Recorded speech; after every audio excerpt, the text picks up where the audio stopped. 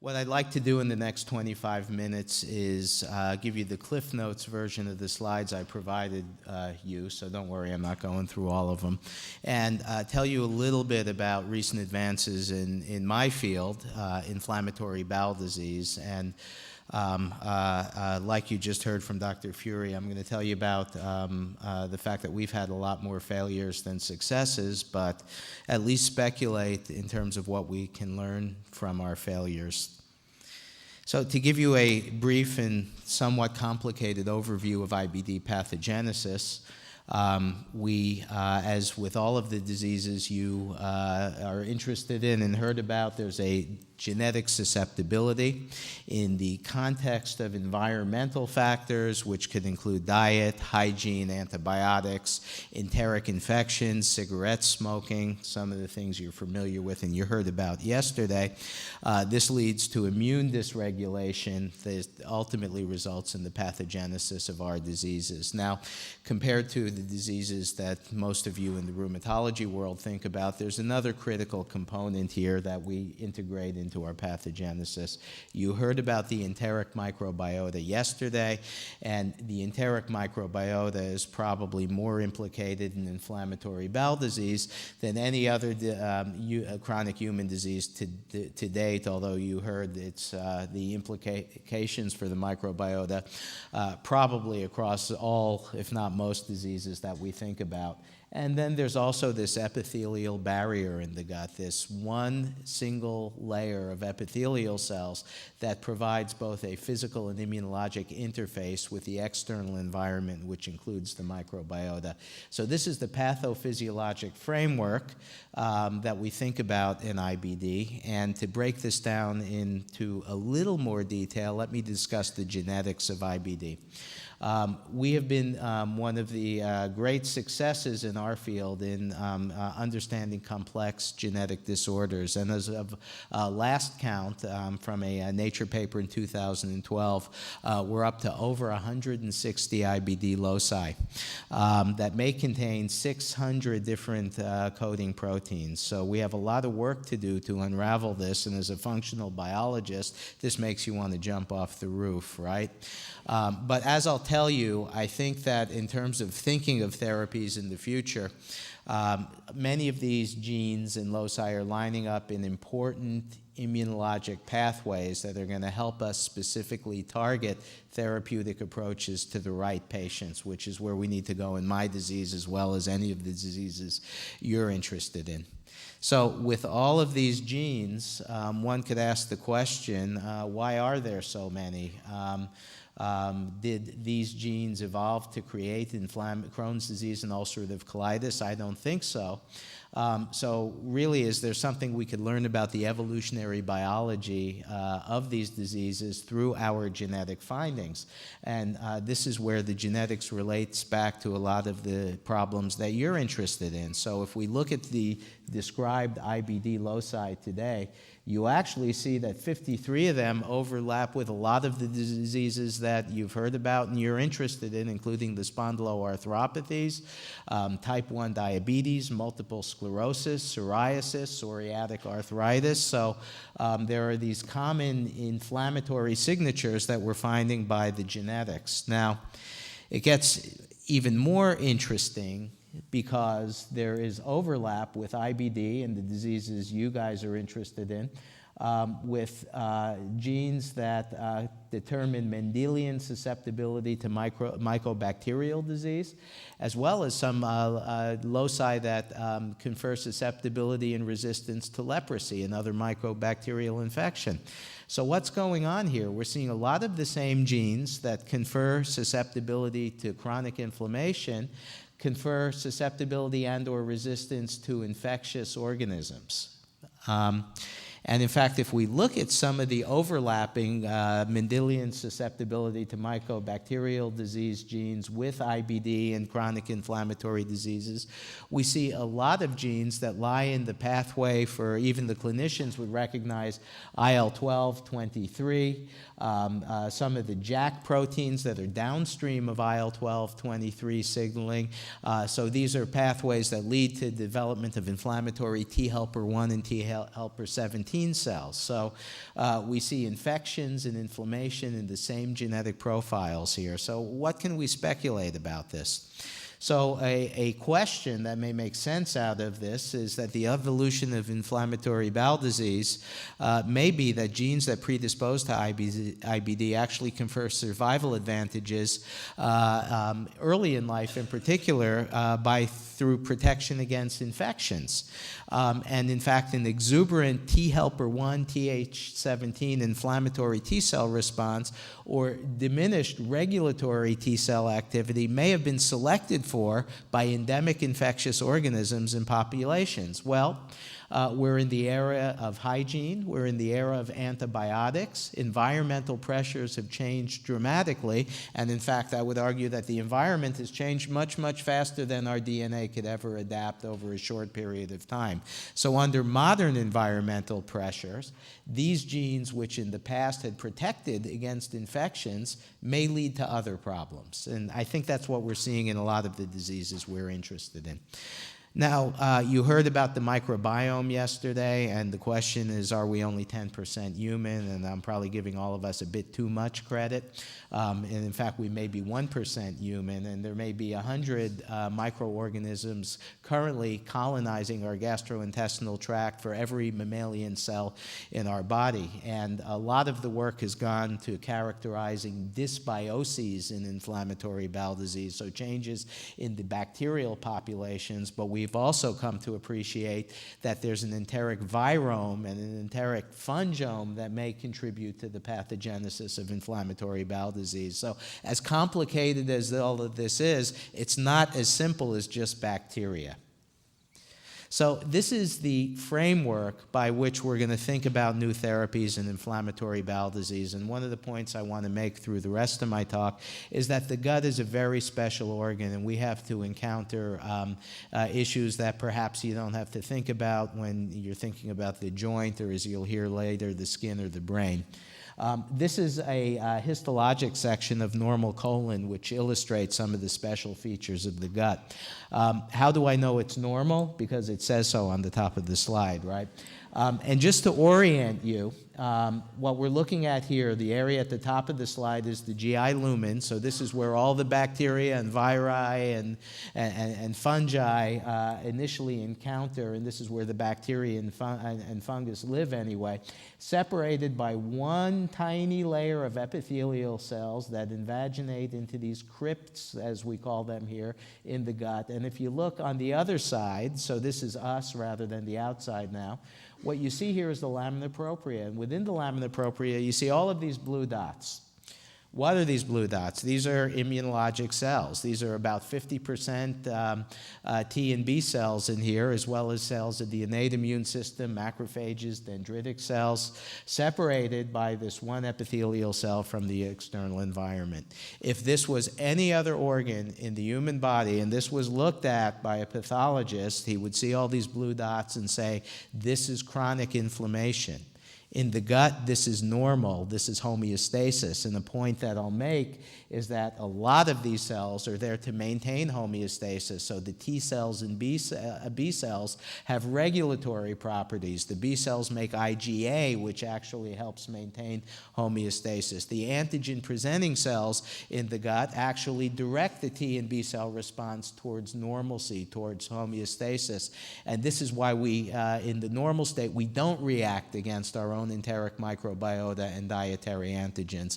In inflammatory bowel disease, this balance is broken, and what we think is that the simple pathogenesis of IBD is this abnormal, innate, and adaptive immune response that is in fact directed against the enteric microbiota. So how are we going to target this process to best benefit our patients? And we could begin to think about these various pathways in terms of genetics. And I will illustrate a few of these pathways as we get closer to the center of the bullseye here, which hopefully can lead to cures and prevention. And whether it's an antigen at the center of this bullseye or some innate immune pathway is a matter of speculation. But the genetics have told us about the importance of both innate and adaptive immune responses, and we'll illustrate some examples of how we may target this in the clinic. There are inflammatory, such as IL-20, 12, and 23 versus regulatory cytokines. Cytokine blockade with the anti-TNFs has been our one rousing success in human inflammatory bowel disease. There's other pathways that I'll illustrate that are being pursued. Leukocyte homing is another area where we've had successes in our field, and I'll illustrate this, and this is supported by genetic associations. And then there's the general concept of tissue destruction and repair, and some of these pathways may be defective, as we're being told by the genetics as well. So let me illustrate a few of these pathways in terms of how we're thinking about applying molecular pathogenesis to the clinic, with the caveat that in the development of new therapies in IBD, as you just heard in lupus, I guess they put the losers up first in this session. There's been a few successes, but mostly failures in our field. But I think the important thing is, what can we learn from these failures? Let's start with innate immune pathways. You heard elegant description of innate immune pathways from Luke O'Neill yesterday, and I want to illustrate one specific pathway to tell you about some of the problems and unique attributes of thinking about targeting immune responses in the gut. And innate immune signaling through toll-like receptors by bacterial molecular patterns, TNF signaling, IL-1 signaling, the inflammasomes you heard about, culminates in the activation of a master inflammatory transcription switch known as NF-kappa B. NF-kappa B through these pathways is activated by a multi-protein complex that's known as the I-kappa kinase complex, which is composed of 3 different proteins, including, as I'll get back to this, the NEMO or IKK gamma protein. Upon activation of the I-kappa kinase complex, a soluble cytoplasmic inhibitor of NF-kappa B, known as I-kappa B, is phosphorylated.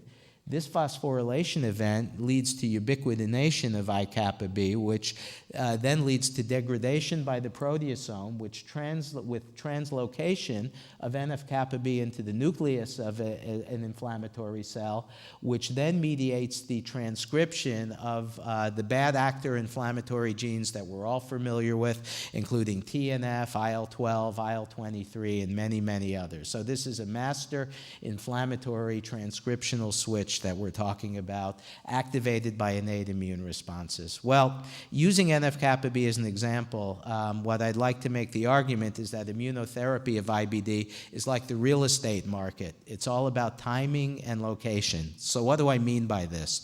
And I'm going to show you 2 mouse slides, and that'll be the last 2 mouse slides I showed you. This is an experiment from our laboratory. I could have showed you work from many other groups, looking at a protein therapeutic that directly targets this NEMO protein in the I-kappa kinase complex so that NF-kappa B cannot become activated. And we showed that in one of our workhorse models of IBD, IL-10 deficient mice, which has IL-12, 23 mediated pathology, similar to what we see in human IBD, that this NF-kappa B inhibitory peptide would actually significantly ameliorate active colitis. Now, wait a minute. Another group around the same time that our paper came out took this NEMO protein and took a genetic approach to understand its function. And what they did is delete the NEMO protein specifically in intestinal epithelial cells. And this is from Michael Karen's group at UCSD. And look what happened to these mice. So they developed severe spontaneous colitis at an early age. So what the heck is going on here? How could the same protein ameliorate active colitis, but then you delete it in epithelial cells and it leads to bad spontaneous IBD? Well, I think what's happening is that it's about timing and location. And if we look at NF-kappa B inhibition in IBD, in the healthy gut, NF-kappa B inhibition may in fact be detrimental. And this is the timing issue. But in the setting of established mucosal inflammation, NF-kappa B inhibition may be beneficial. Well, what about location? If you inhibit NF-kappa B in the intestinal epithelium, this may break some protective pathways leading to inflammation. However, if you inhibit NF-kappa B in the lamina propria, where all these inflammatory cells reside, this may be a good thing. So right off the bat, you get the sense that targeting inflammation in the gut is going to be a tricky proposition because of the number of cell types and this intimate relationship with the external environment. So let's move on to cytokine and cytokine receptor pathways. And I think where most progress has been made in the post-anti-TNF era has been looking at IL-12 and IL-23. These are two master cytokines which share a common P40 subunit. IL-23 has been shown to be a sustenance factor for the development of an inflammatory T cell population that you heard about called Th17 cells. IL-12 is involved in the differentiation of another inflammatory T cell subset known as T helper 1 cells. There have been many genetic polymorphisms in the receptors for these cytokines, the cytokines themselves, and downstream signaling molecules such as JAKs and STATs that are held in common with inflammatory bowel disease, psoriasis, the ankylosing spondylitis. So again, this is a common pathway in the inflammatory diseases we're interested in. So the notion is, can we block IL-12 and or IL-23 in the clinic and therefore perhaps inhibit these downstream events mediated by IL-12, which is the development of inflammatory T helper 1 cells, which make interferon gamma, or by virtue of the fact we block IL-23, impede the development of these inflammatory Th17 cells, which make the cytokine IL-17, which you'll hear more about today. The agent that has come into clinical trials in IBD, you'll probably hear about from in the dermatology talk, is Ustekinumab, which is FDA approved in psoriasis. And this is data that was published last year from a phase 2 study in Crohn's disease. And I'm not going to bore you with our disease activity indices, other than higher numbers are worse and lower numbers are better. And what you see here is at week 4, 6, which was the primary endpoint, in week 8, Ustekinumab was better than placebo. You can see this glass is half empty and half full. Some of my colleagues in my field will say, well, a delta of maybe 13 points between drug and placebo is nothing to get too excited about in our field. But I want to point out this is the most medically refractory population we ever studied.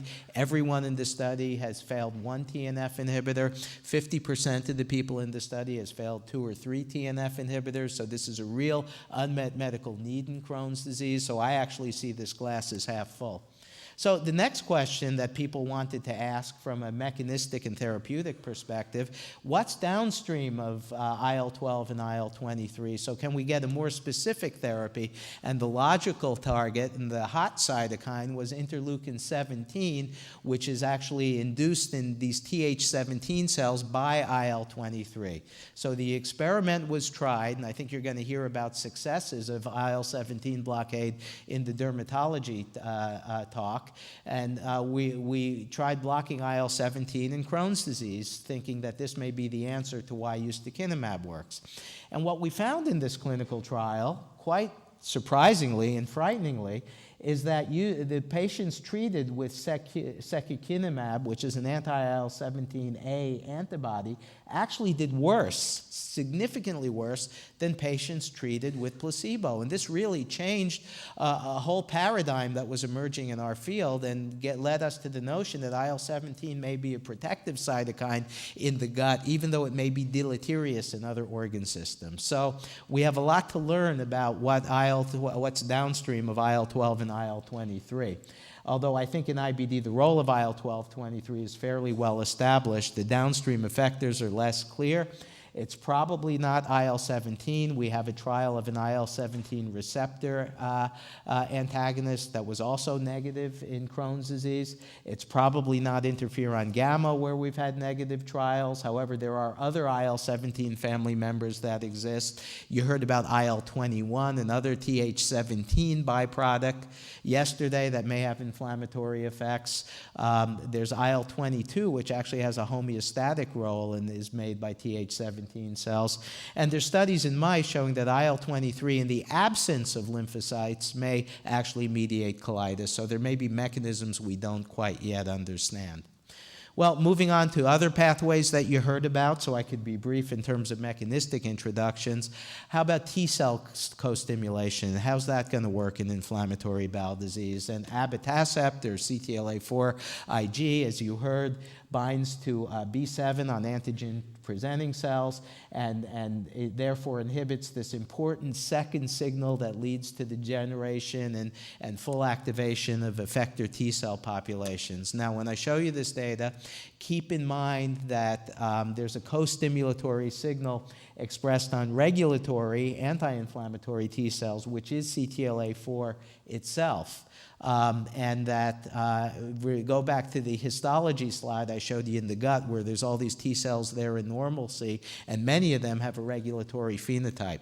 So what would happen if we block CTLA-4, block co-stimulation with CTLA-4 Ig in IBD? And this was sort of a drug development hypothesis in our field for many, many years. And basically the idea was that IBD is rheumatoid arthritis of the gut. So one way of thinking about facilitating the drug development process is that if we have a success in rheumatoid arthritis, like abatacept, why waste our time in early phase clinical trials in Crohn's disease and ulcerative colitis? Let's go right from a successful study in rheumatoid arthritis to large 1,000-patient phase 3 studies in IBD.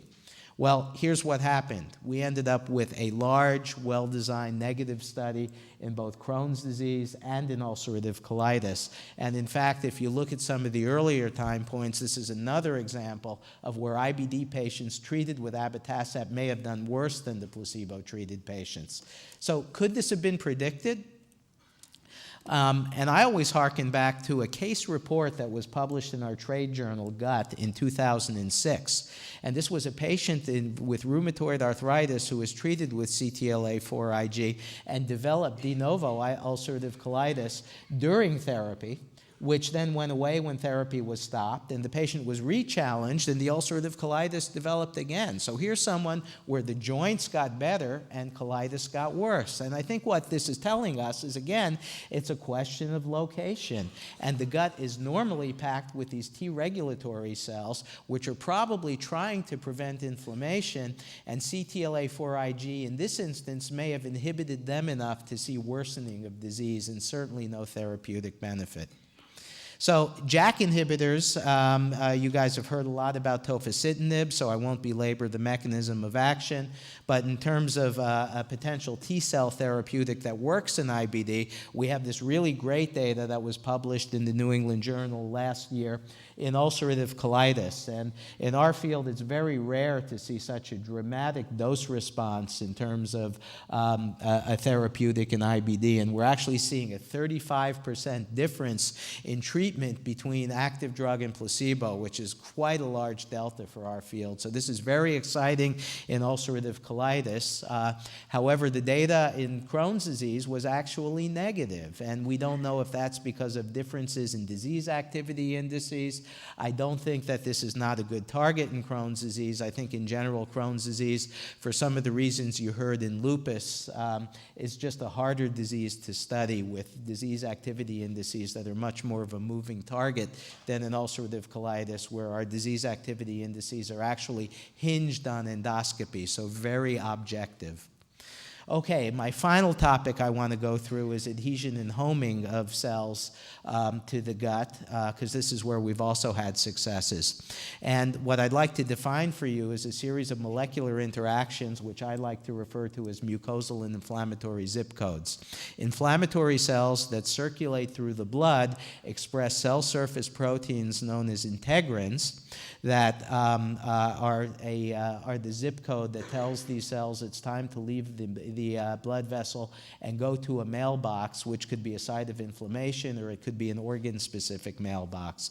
There's a particular integrin pair known as alpha-4 beta-1 that recognizes an addressin expressed on endothelial cells known as VCAM1, which is upregulated at sites of inflammation. Alpha-4 also pairs with another integrin known as beta-7 This is a gut-specific zip code, and by virtue of the fact that it recognizes an address known as MADCAM, which is expressed only on endothelial cells in the gut, this is a gut-specific signal telling inflammatory cells it's time to leave the blood vessels and go to the gut. Now, blockade of alpha-4 integrin, which tackles both of these, was the target of a drug called natalizumab, which you're going to hear more about, which was actually FDA approved in Crohn's disease. However, its use has been virtually curtailed because of the development of progressive multifocal leukoencephalopathy, which you're going to hear more about, so I'm not going to discuss this. However, the question is, can we be more specific about getting inhibiting the egress of cells to the gut without necessarily inhibiting the egress of cells to the brain, which results in PML at the end of the day. And there's an agent known as vedolizumab, which is a specific monoclonal antibody to this gut-specific alpha-4 beta-7 integrin pair. And results were reported in clinical trials, which is soon to be published, in ulcerative colitis, known as the Gemini trial, showing at week 52, so 1 year remission rates, showing profound remission data in patients treated with this monoclonal antibody intravenously compared to placebo in all of the endpoints: clinical remission, durable response, mucosal healing, and steroid-free remission. So all of the bars we like to see were hit and then some with this drug. It was also shown to be as effective in Crohn's disease, and this data is with the FDA as we speak right now. So a gut-specific target. It's also important to say in almost 3,000 patients who were enrolled in the clinical trial program, as we might have predicted, PML has not been seen yet. So some final thoughts here. This takes you through some of the recent progress and development. In IBD, like in the diseases you're interested in, getting the therapy to the right patient at the right time is going to require markers for stratification. We have to grapple with the plasticity of the immune system and the emergence of alternative inflammatory pathways as important considerations in drug development. We need to understand the unique properties of the gut relative to other tissues and these issues of timing and location. However, dealing with the gut, there's also unique opportunities for local delivery of some potent immunosuppressive molecules that may mitigate systemic toxicities. However, there's going to be the inevitable concerns of immunosuppression, at least for the foreseeable future. Thanks for your attention.